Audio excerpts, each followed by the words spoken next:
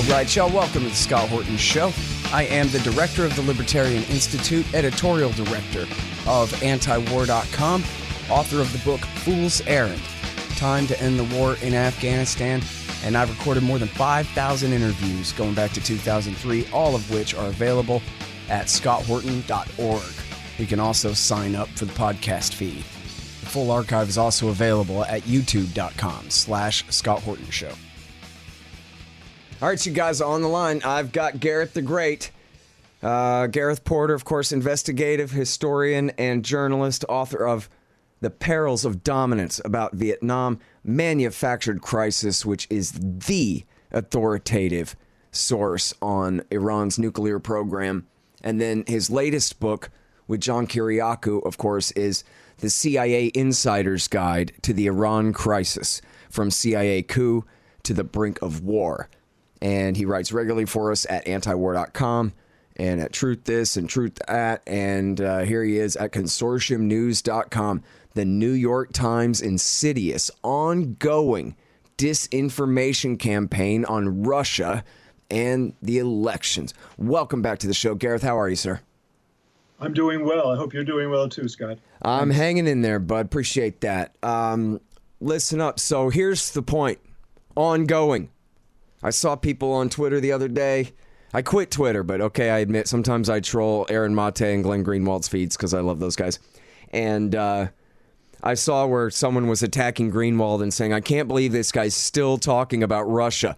Like the debunkers were the ones who, dragged this thing on for 3 years, this horrible hoax. And now the real point, 4 years. They're not done yet. They're still blaming Russia for intervening in America's democracy. They're trying to disrupt our society, Gareth. I read it in an article by, David Sanger in the New York Times. Well, that must not be right then.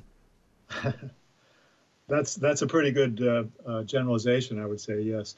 Yeah, for people who don't know, David Sanger, he's just one click less bad than Michael Gordon, but he is the third worst reporter, with Walter Duranty, probably the fourth worst reporter in the history of the New York Times, which is really, really saying something. And he's made a career out of lying about Iran and their nuclear program. Gareth's made a career out of debunking David Sanger's lies about Iran and their nuclear program. And now here he is again on the Russia beat, and again claiming that the Russians are trying to fix the election for Donald Trump. Gareth, huh?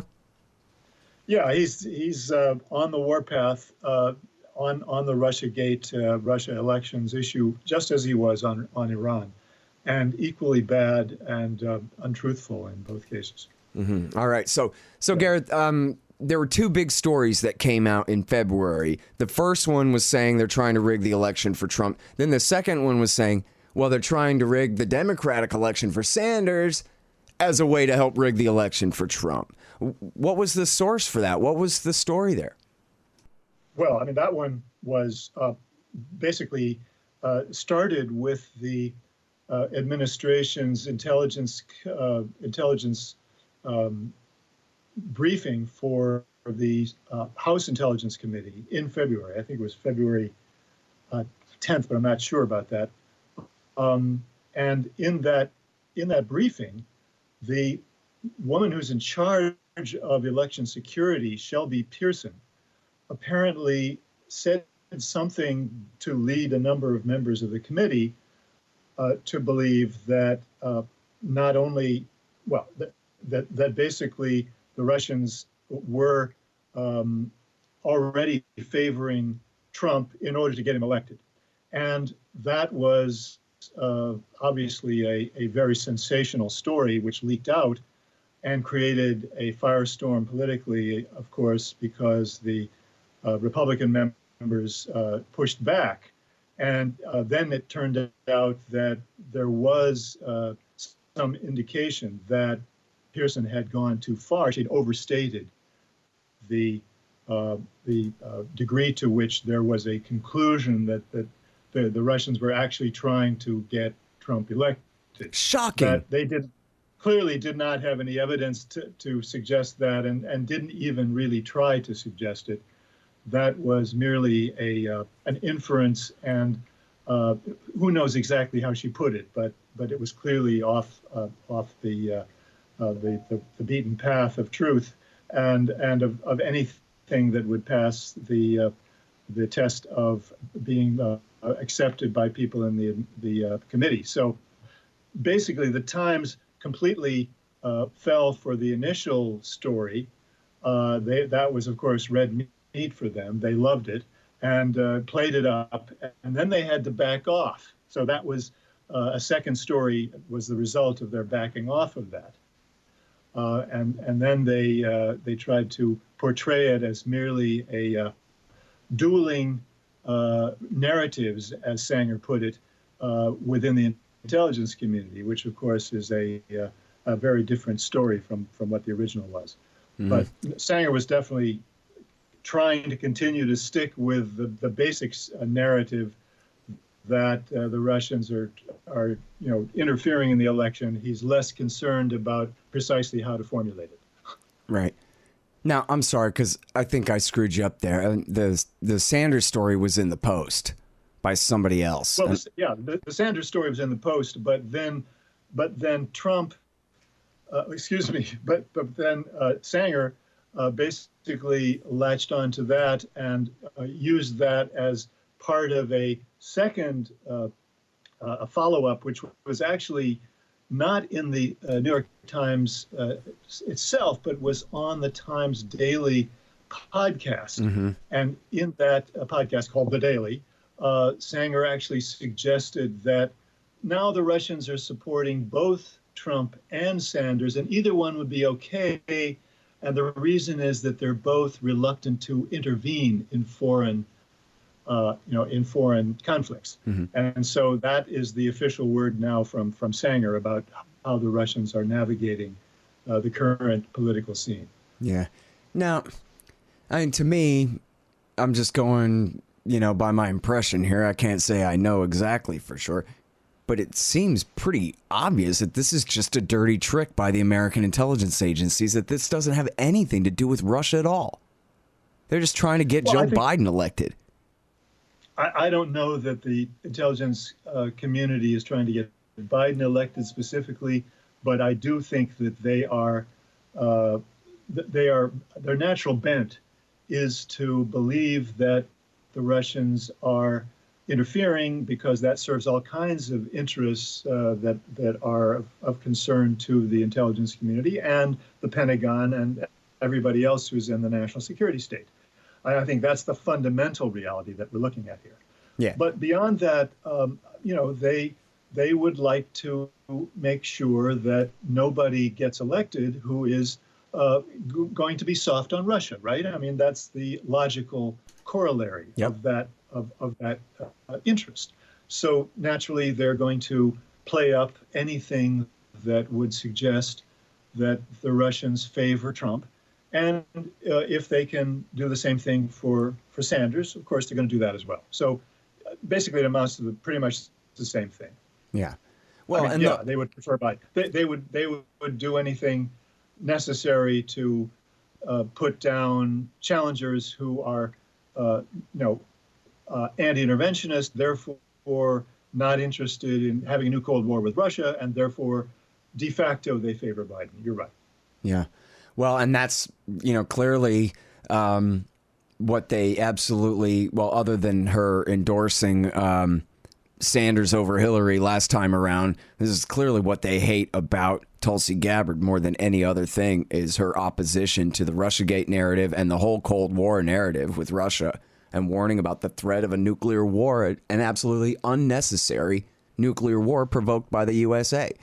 And so... Absolutely. But of course, I mean, the key players in sort of tagging Tulsi Gabbard with being a Russian agent are, the corporate wing of the Democratic Party, which is the Democratic Party's leadership, obviously. Yeah. So, I mean, I think that plays a far greater role than the intelligence community in that saga of... I guess I just don't see where the line is between the Democrats and the CIA. I guess there must be one somewhere. there is a line, of course, but they are in bed together, no doubt about it. Well, and especially on this entire Russia narrative, it serves both of their interests so well to try to push this thing. And one of the things that was funny about it, especially watching the TV news talk about it, was, well, obviously Vladimir Putin knows exactly what we know, which is that Biden is by far the stronger candidate against Trump in the fall. And that's why they're supporting Sanders, because nobody likes Bernie Sanders, and there's no chance that he could possibly beat Trump. So that must be why they're supporting him. And that must also be Putin's reasoning, of course, to do this. And they just, they can extrapolate all dang day about it after that, you know? Yeah, but even the Times, even David Sanger, realized that that line is extremely weak, and he actually acknowledged that, and this he actually acknowledged, as I recall, in the Times itself, that it's so early in the process that the Russians would not have, would not be in a position to talk about who they wanted to support, and that was an admission that all the stuff that the Times was publishing about Russian interference in the election, that would have talked about favoring one candidate or another has to be bullshit. Yeah, I mean, it's a little bit inconsistent that Putin is this mad genius who rules the whole world, and also he's as dumb as a damned Democrat. And he thinks that based on the success of Al Gore and John Kerry and Hillary Clinton, that he really ought to support the centrist. You know? Well, yeah, that argument would be perhaps the most difficult one of all. I guess I finished that wrong. Not that he ought to support the centrist. That he would conclude that the centrist is the strongest candidate, and so therefore that's why to support Bernie Sanders, the weaker one, when the only reason Obama won was because he was seen as an outsider. He was posing as a Kucinich outsider type, and that was plausible enough because he looked like an outsider. That much is for sure. But the middle of the road guys have lost every time in the last generation. Right. The whole series of Times stories about the alleged Russian interference in U.S. elections are based on one implausible argument after another. I think that's the fundamental theme here in my piece. It's the implausibility and of course the lack of any factual basis for the series of pieces that they've run over the last 3 years that continue to sort of warn the American public that the Russians are coming.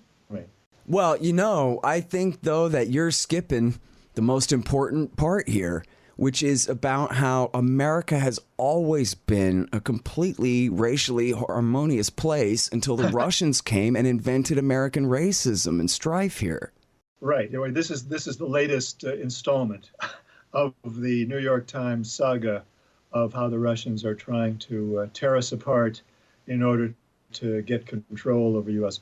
Society and politics. This is of course a familiar theme in New York Times coverage, which is that they are exploiting racial division in order to sharpen it and to, if possible, create racial violence that would be just perfect for them. And of course, the latest one, the latest installment that they published on March 10th was called Russia Trying to basically, what's the rest of it? Something about racial disharmony. And this is, I guess, to my mind, perhaps the most hilarious of all of the pieces that they've done, because they tried to suggest that that RT, so-called Russia Today in the past, RT was stoking racial disharmony, racial division by publishing a story about that video that went viral after cops were shown by somebody who had the video on their iPhone accosting a young black who clearly had done nothing and was trying to ask, what have I done? What have I done? And all these cops descend on the kid and were beating him up, essentially, or at least hurting him, and for no apparent reason. And this video went viral, and all the RT did was to report that fact. And you know, I've read the piece. It wasn't trying to stoke you know, violence or anything of the sort, but merely doing the same thing the New York Times did in their own piece that same day.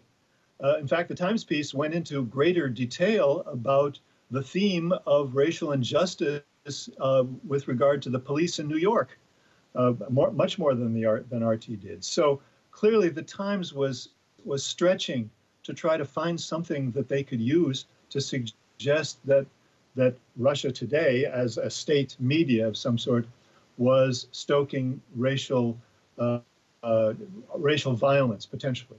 It was an absurd story from the beginning.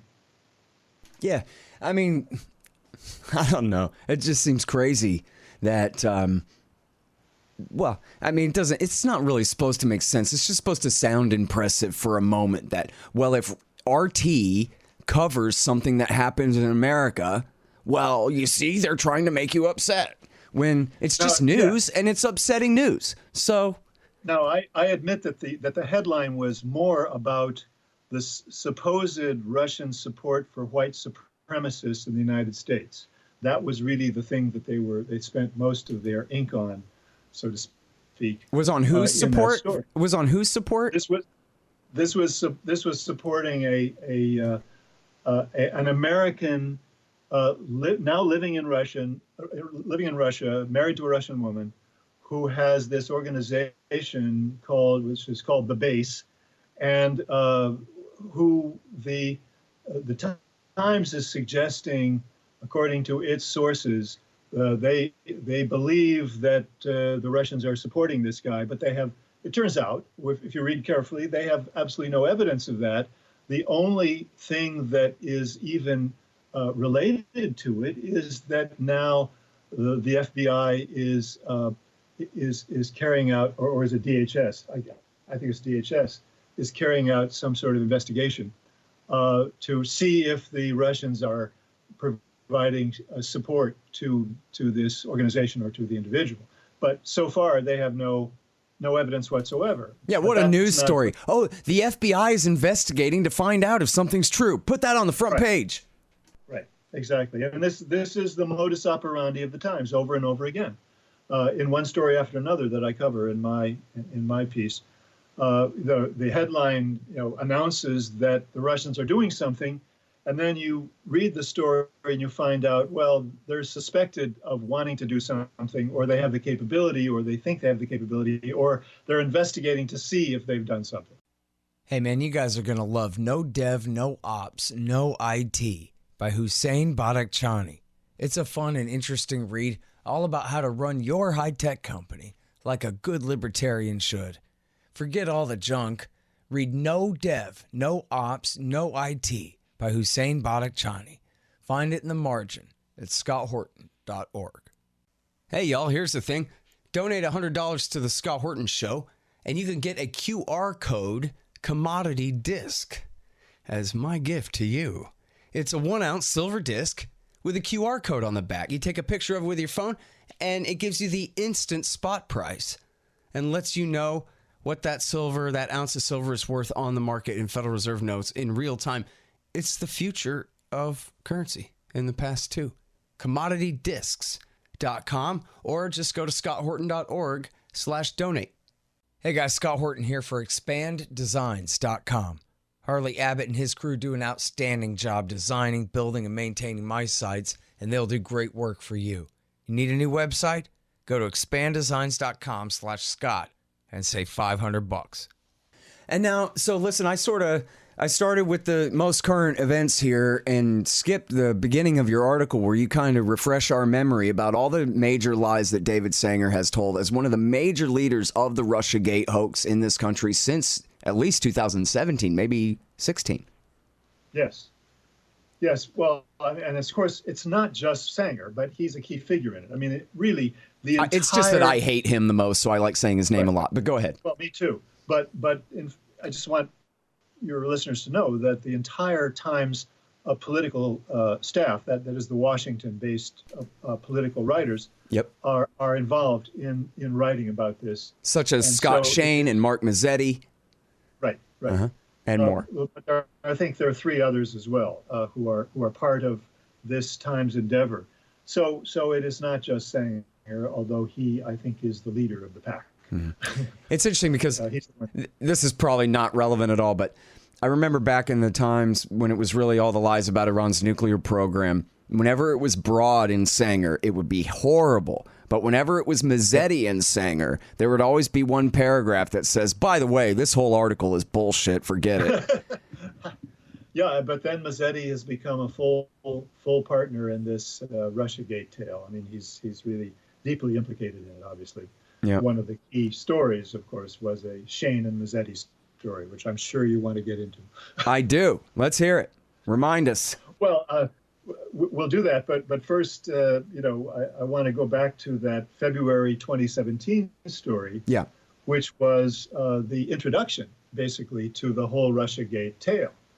I mean, it was on that date when the New York Times and CNN both published stories that told about how the Russians, how the Trump campaign aides were in cahoots with the Russians, because we knew this because there were a number of cases of these campaign aides having meetings with Russians, including Russian intelligence.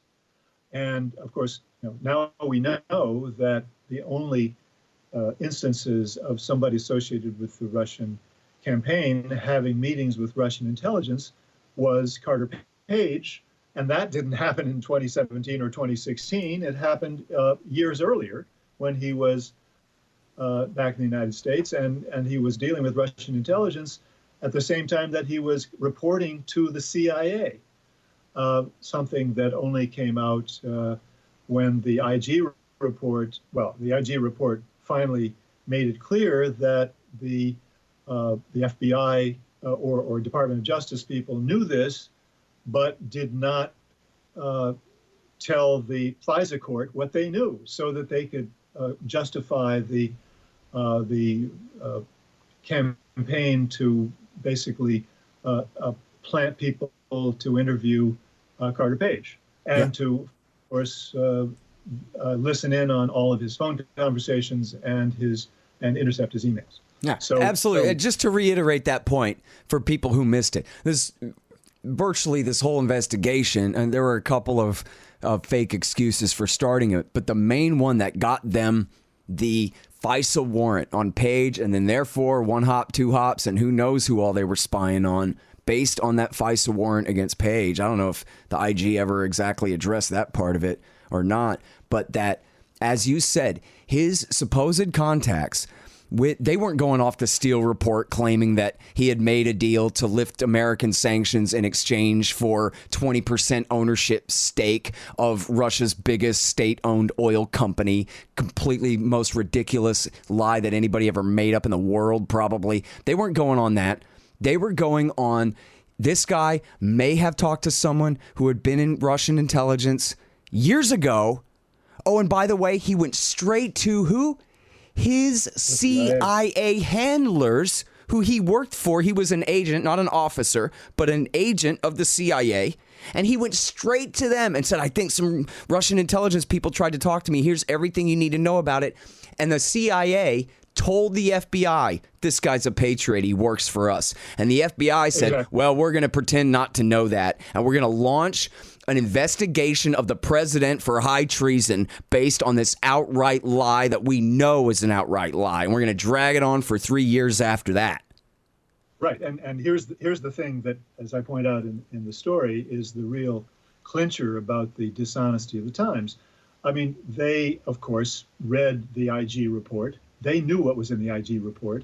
But when they covered that, they did not acknowledge that it included the information that you've just talked about Carter Page and the CIA and his intelligence, Russian intelligence contacts, which would, of course, unmask the fact that they had gotten the story all wrong. Yep. All right, we're almost out of time here, unfortunately. So real quick here, tell us about, very briefly, we got 4 minutes. So the case, the smear, the ridiculous narrative about the Internet Research Agency and the latest developments there, because that is huge, I think. Yes. Well, okay, just to briefly go over the story by Shane and Mazzetti that I wrote about soon after it came out. Which is linked in this piece, too. Yes, right. But that story basically had perhaps the most sensational revelation that the Times has ever come out with. I'm joking, of course. That the Internet Research Agency had succeeded in reaching 127 million Americans, almost as many as I think they point out in the piece, as who voted in the 2016 election. Now, who could possibly doubt that means that the Russians had succeeded in essentially rolling over, the American electorate and fooling them and getting them to vote for Trump? But in fact, that was a meaningless statistic. First of all, because that simply means that that many people were estimated by making certain assumptions about retweeting and so forth, may have gotten one or more stories that came from the Internet Research Agencies in their news feed in Twitter, in Facebook. So that was much less impressive if you view it from that point of view. But the real point is that compared with the number of news feeds that went into the number of stories that went into news feeds of people who had Facebook at that point, it was like a thimble in an ocean. It was 413 million times less than the number that went into the Facebook feeds during the 2015 to 2017 period, which is the period that they're talking about. Mm-hmm. So in other words, a huge lie by omission by refusing to compare it to the overall number of posts people are seeing on Facebook and Twitter. Absolutely. And that figure was obviously available, and the Times knew it because they had cited it in another story that they published. Right. Okay, so now what happened this week? Right. What happened was that the Justice Department dropped their case against the Internet Research Agency. Obviously, what was going on was that they had been surprised by the fact that the IRA, the Internet Research Agency, had decided to essentially contest the Justice Department case against the IRA, the indictment of the IRA. And so in other words, this was supposed to be a really easy trial in absentia, and they had the nerve to show up to defend themselves, and that was a big problem. Right. And of course, that meant that their claims were going to be contested. The claims about the Russian intelligence people doing all this stuff, and the Justice Department was not willing to submit to a process that would involve discovery. Or cross-examination. Or cross-examination, right, yep. Right. And by the way, I saw people on Twitter, on Greenwald's feed saying, well, but that's just William Barr doing it, and he's a compromised toady. And Greenwald responded, that's not true. It's Mueller's staff that signed on to this. Of course, yes, absolutely. Very important point there for people who wanted to try to hide behind that excuse. Yeah, I mean, who knows what would have come out. And, they would argue, obviously, that this would compromise, their secret access to highly classified information and how they got it and so forth, sources and methods. But in fact, equally likely or more likely, it involved the potential for exposure to the fact that they didn't really have the information that they were claiming. They didn't really have any reliable information that would allow them to make those sorts of claims. And we now have reason to believe that the inside source that they were relying on was really not knowledgeable enough to be able to make those sorts of claims. And that's supported by the fact that he's now living in, McLean or somewhere in Northern Virginia under his own name. So he can't be that sensitive. Yep. All right. Well, listen, I'm so sorry that we're out of time, Gareth, but thank you so much for your time. And I beg you people to go and read Gareth the Great over here at consortiumnews.com, the New York Times insidious ongoing disinformation campaign on Russia and the elections. And let me ask you one more thing real quick. You have a brand new one here at Gray Zone. I just found Eric sent it to me. Pompeo and Netanyahu paved a path to war with Iran, and they're pushing Trump again. We're actually running a story on antiwar.com today where they were trying to get him to strike Iran this last week over what was going on in Iraq, and Trump refused because he thought it would make him look terrible in the middle of an epidemic, and especially Iran is one of the hardest hit countries from the coronavirus, and he told them no. Thank God for that. The cool, patient wisdom of Donald Trump has prevailed for peace again, for now. But my question for you is, can we reprint this at antiwar.com, please, sir? Oh, of course. Always. Great. Okay. You're the best. Thank you so much, Gareth. Thank you, Scott, as always. The Scott Horton Show, Anti-War Radio, can be heard on KPFK 90.7 FM in LA, APSradio.com, antiwar.com, scotthorton.org, and libertarianinstitute.org.